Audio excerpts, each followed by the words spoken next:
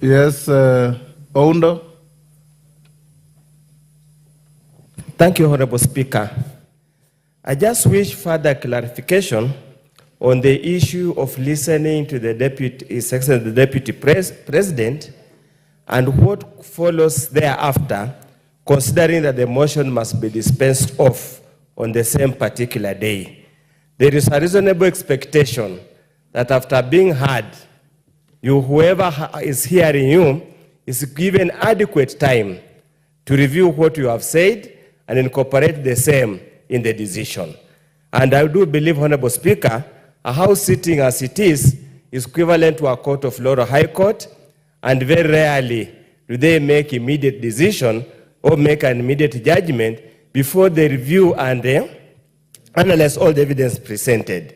I do hope you will apply yourself and guide us adequately so that whatever decision we make at the end of the proceeding or the sitting is not invalidated on account of unfair treatment of the accused, so to speak. Thank you, Honorable Speaker. Yes, Mama Zamzam. Mheshimiwa Spika, nilikuwa na swali, mbona aje saa 11 mpaka saa 2? Naona muda utakuwa umekwenda sana na tutakuwa na wasiwasi. Wajua Mheshimiwa Spika, giza ina siri zake. Kwa hiyo sijui mbona asije mapema Mheshimiwa Spika, tulimalize kwa mwangaza. Asante sana.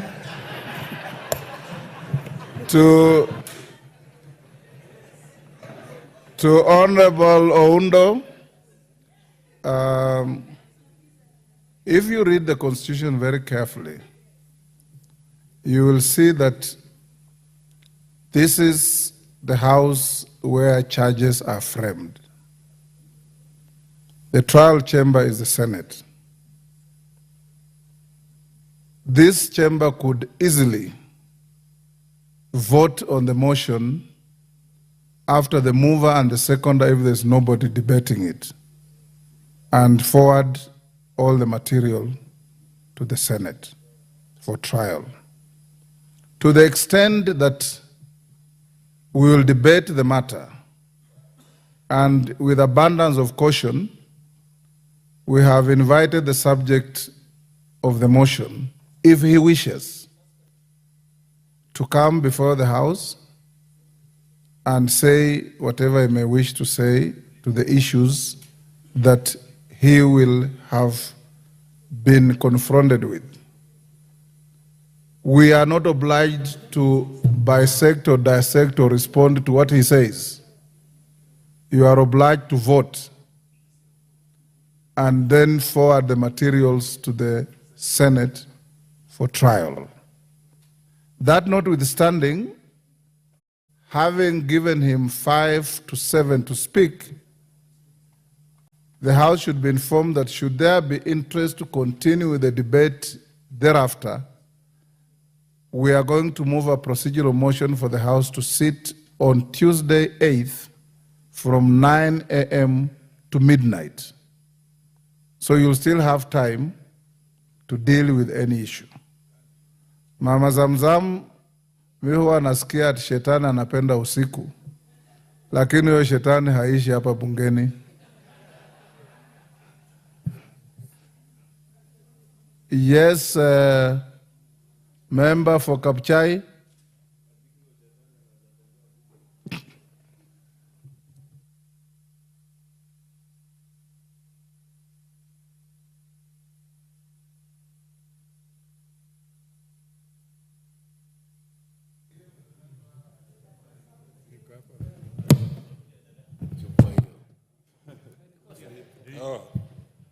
Thank you very much, Honorable Speaker, for giving this very humble time, actually. Mine, Mr. Speaker, is a true comment. Your judgment is purely Solomonic. You have made a decision that will never be challenged anywhere. We don't want to make something that tomorrow we shall come down to be challenged. So all that is the procedure going through to get the last end. Even, Mr. Speaker, you have offered him to be heard. That, Mr. Speaker, will give this House all the rights and safety. The only thing, Mr. Speaker, that I would wish to have something to question myself is Kenya is somehow volatile in different regions. Maybe to some regions, security might be required for public participation. That is the only concern. But I know as we retreat tomorrow to discuss and dialogue, those are a few things we shall go to. Otherwise, Mr. Speaker, thank you for that Solomonic wisdom. Thank you very much. What? Who is that? Honorable Tim Kipchumba, Wakili. Yes, Timothy? Give him the mic.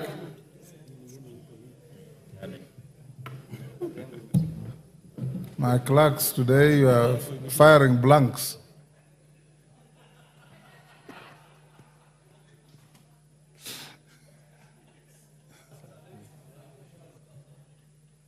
Give Timothy Kipchumba the mic. There's one next to you now, Tim. This one is too short. Yes.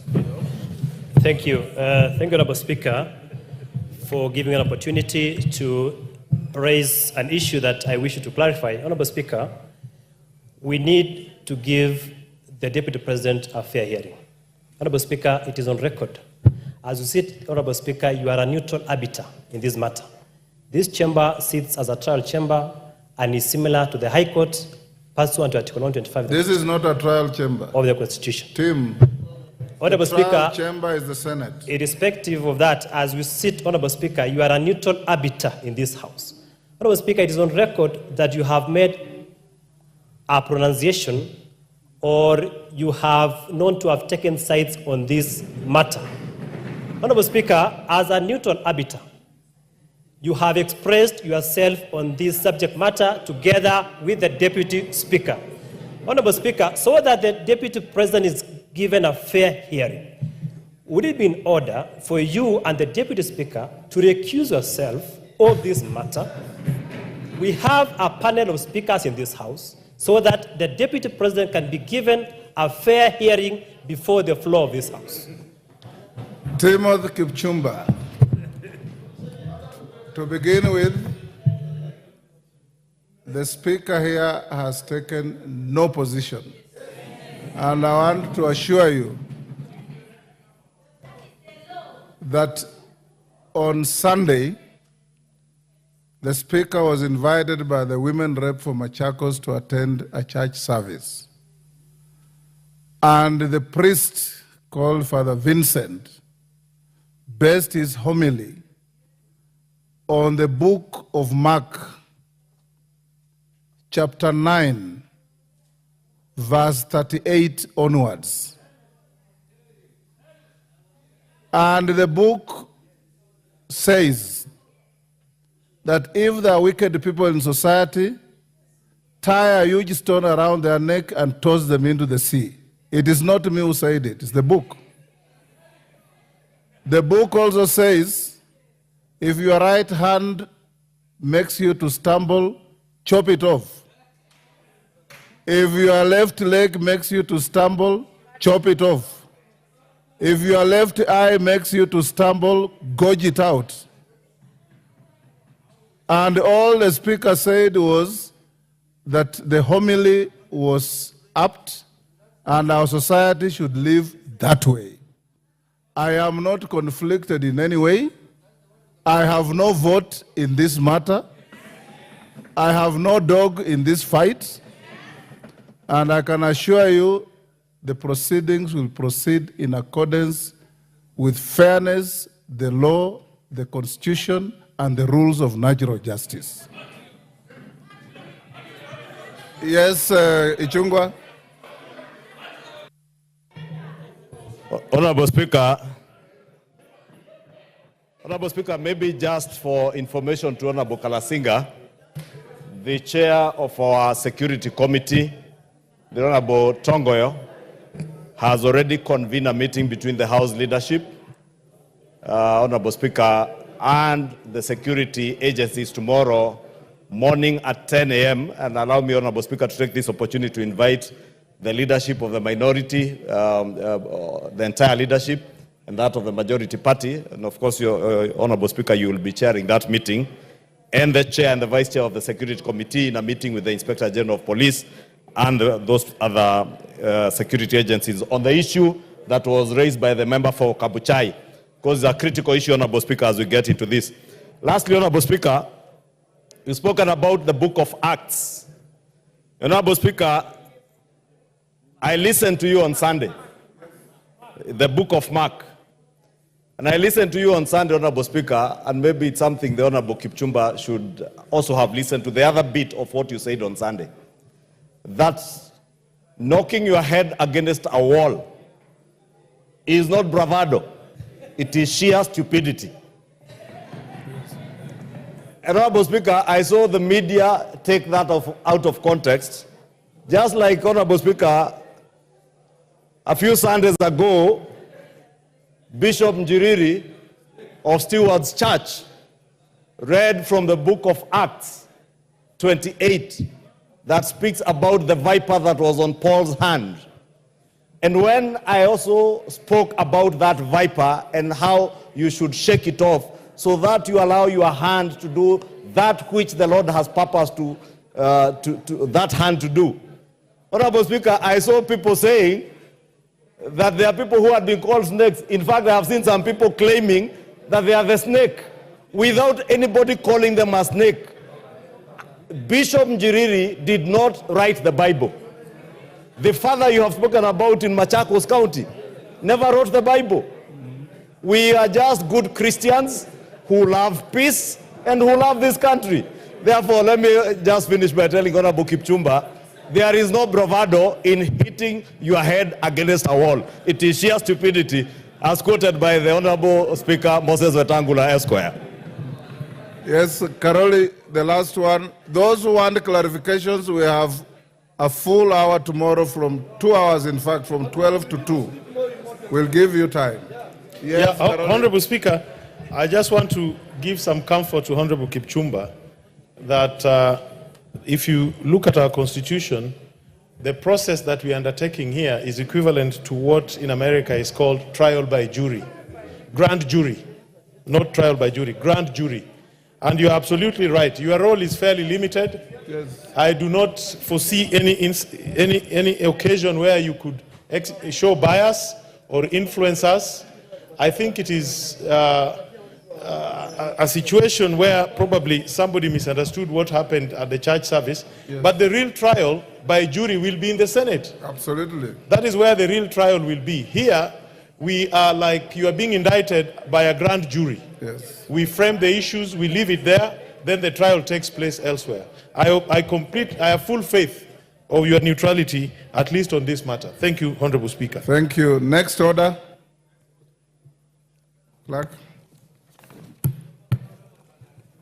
Order number 11, the Ethics and Anti-Corruption Commission Amendments Bill, National Assembly Bill number 11 of 2024, second reading.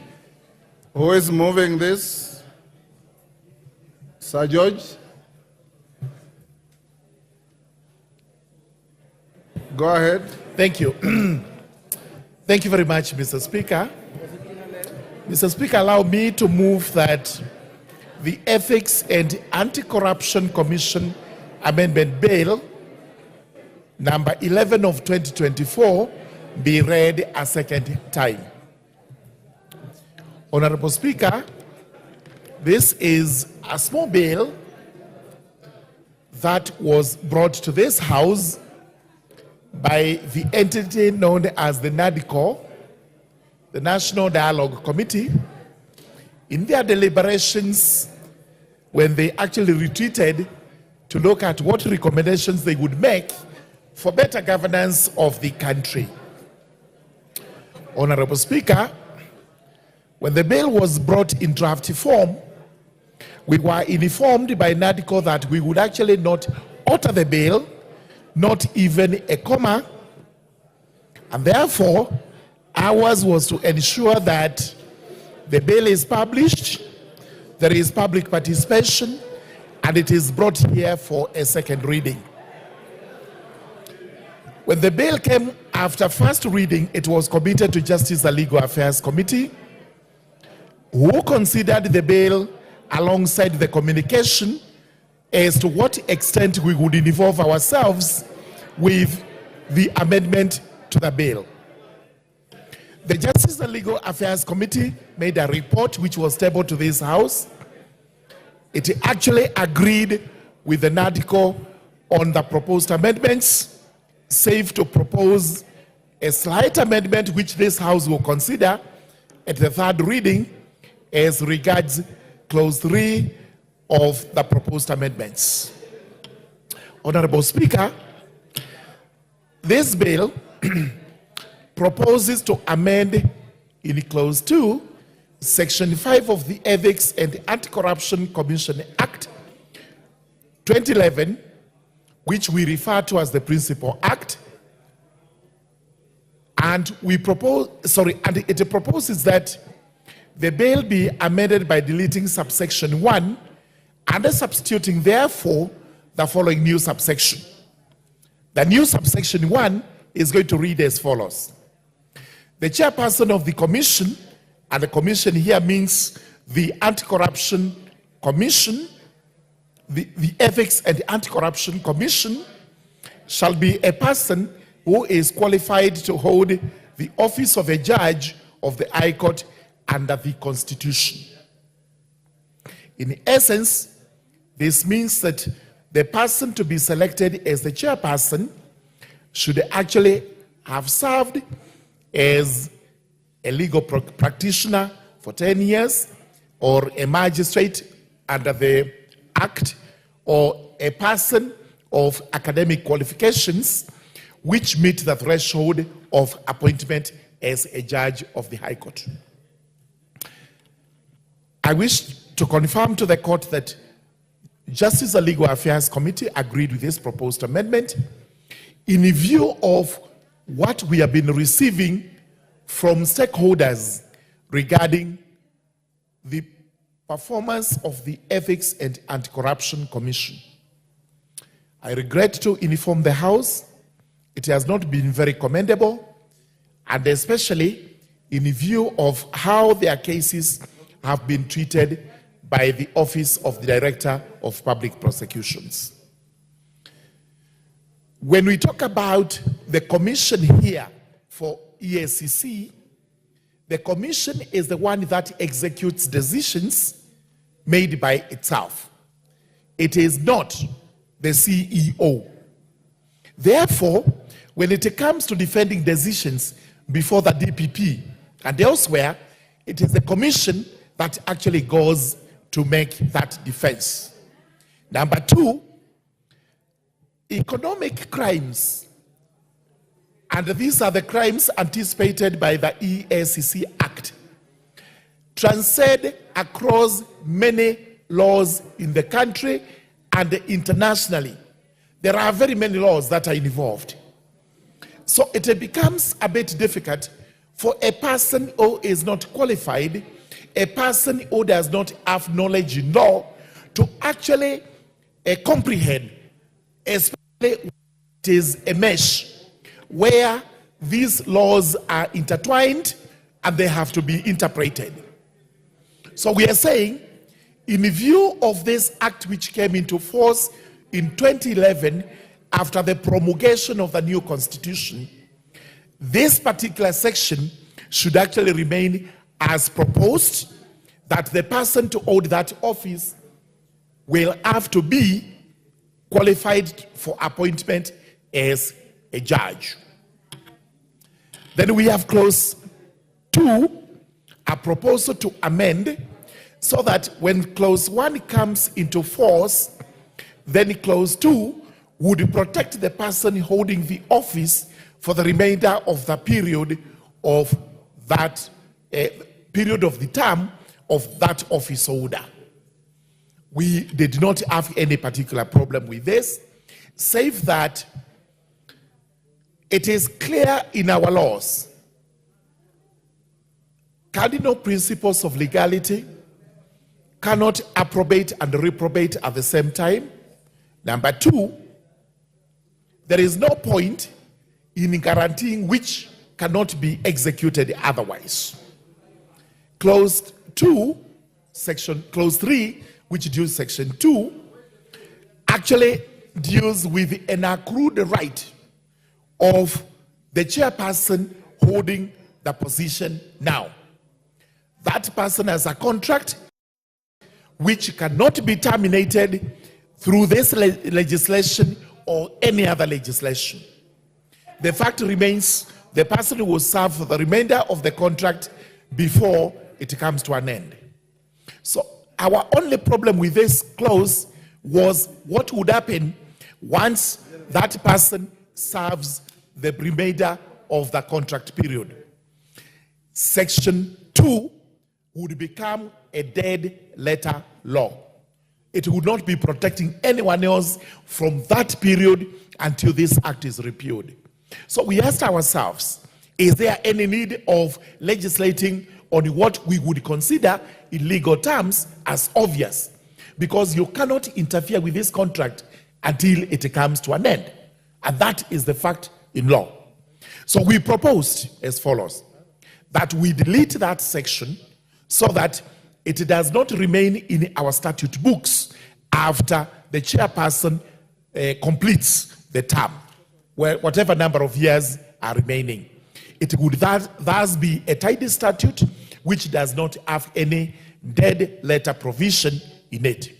The assurance is that under our laws, which laws are wide, whether Commonwealth, whether our own practice here, laws of equity, principles of equity, you cannot interfere with an individual's accrued right unless that person consents or agrees to the interference. Therefore, the position of the chairman is actually secured until the term is over, after which then the rest of it will kick as per clause 1.